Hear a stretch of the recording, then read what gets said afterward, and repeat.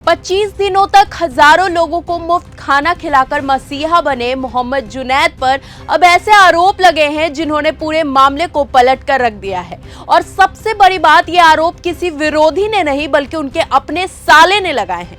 नमस्कार, आप देख रहे हैं न्यूज गंगा, मैं हूं आपके साथ अंकिता। हाल ही में सीजेपी प्रोटेस्ट के दौरान मोहम्मद जुनैद का नाम काफी चर्चा में रहा। दावा किया गया कि वो लगातार हजारों छात्रों को मुफ्त खाना उपलब्ध करा रहा था। इसी वजह से सोशल मीडिया पर कई लोग उसे गरीबों का मसीहा और मददगार इंसान बताने लगे। लेकिन अब जुनैद के साले ने मीडिया के सामने आकर कई ऐसे गंभीर आरोप लगाए हैं जिसके बाद ये मामला और ज्यादा विवादों में आ गया है। साले का दावा है कि मोहम्मद जुनैद केवल खाना बांटने का काम नहीं करता था, बल्कि वो कथित तौर पर धर्मांतरण जैसी गतिविधियों में शामिल था।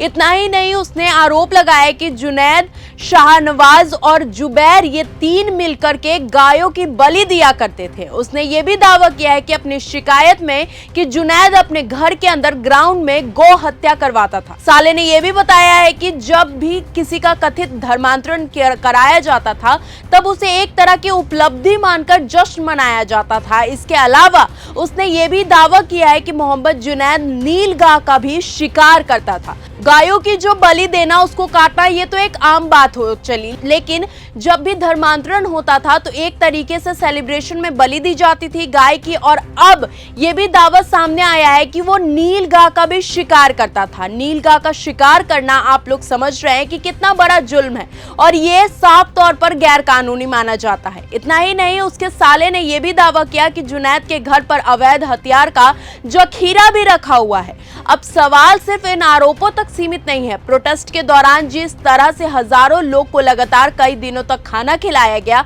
उसे लेकर जो सवाल उठाए जा रहे हैं, चर्चा ये भी है कि आखिर इतना बड़ा खर्च कहां से आया और इसके पीछे फंडिंग का स्रोत क्या था। बताया जा रहा है कि इस एंगल में भी जांच एजेंसियां जानकारी जुटाने में लगी हुई है।